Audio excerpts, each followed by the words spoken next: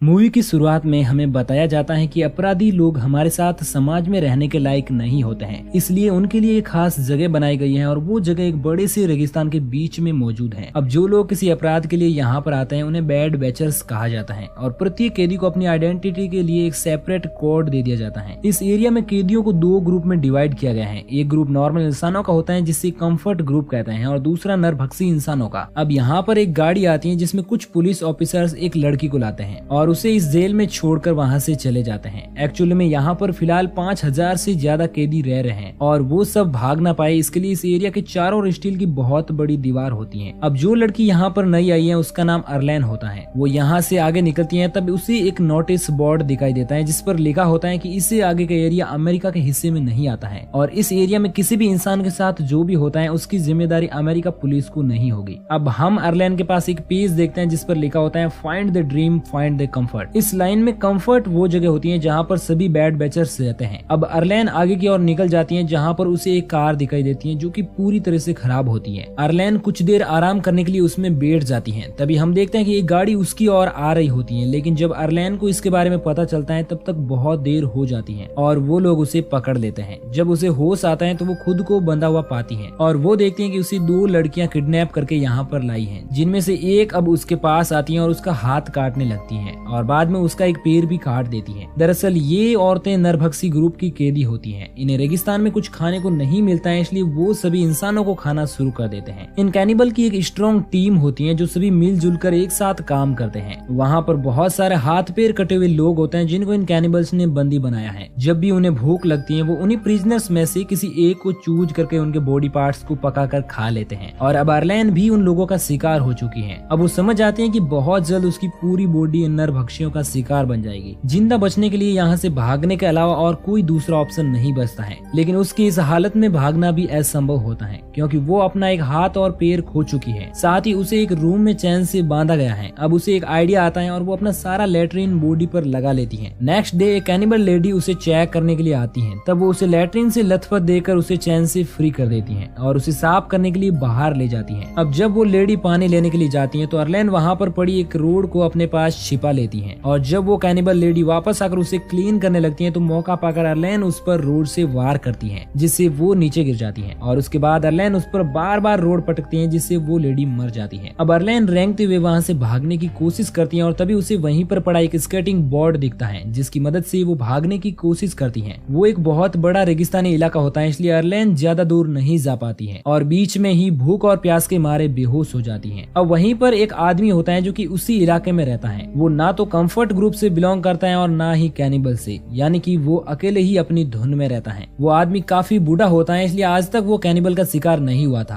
अब वो आदमी अर्लेन को एक कार्ट में डालकर उससे कंफर्ट ग्रुप तक पहुंचा देता है जहां पर उस ग्रुप के बाकी सदस्य रहते हैं। वो आदमी अर्लेन को वहां पर ड्रॉप करता है और वापस वहां से निकल जाता है। अब कहानी में 5 महीने बीत जाते हैं और हम अर्लेन को देखते हैं जिसने अपने लंगड़े पैर में आर्टिफिशियल पैर लगवा लिया है और कंफर्ट कॉलोनी में उसका खुद का एक घर भी होता है। कंफर्ट ग्रुप के लोगों की लाइफ स्टाइल काफी चेंज हो जाती है। खाने पीने की दुकानों के साथ मेडिकल फैसिलिटीज भी यहाँ पर मौजूद होती हैं। अब हम एक कैनिबल फैमिली को देखते हैं जिसमें आदमी का नाम मियामी मैन होता है और वो अपनी पत्नी और एक बेटी के साथ रहता है। दरअसल वो आदमी एक अच्छा आर्टिस्ट होता है और इसलिए वो अपनी बच्ची की पेंटिंग बनाता है। अब मियामी मैन एक लड़की के पास जाता है जिसको उसने बंदी बनाया हुआ है। अब वो उसे मारकर उसकी पूरी बॉडी के टुकड़े टुकड़े कर देता है और वो सभी मिलकर उस ह्यूमन मीट का डिनर करते हैं। दूसरी ओर हम अर्लेन को देखते हैं जो अपने हाथ और पैर को खोने का दुख अभी भी महसूस कर रही है और उसे मन ही मन उन कैनिबल्स पर बहुत गुस्सा आता है क्योंकि उन्हीं की वजह से उसकी ये हालत हुई है। नेक्स्ट डे हम देखते हैं कि अर्लेन एक गन लोड करती है और उन कैनिबल से बदला लेने के लिए वो वहाँ पर बने एक हिडन डोर से निकल जाती है। दूसरी ओर मियामी मैन की वाइफ कुछ सामान लाने के बारे में सोचती है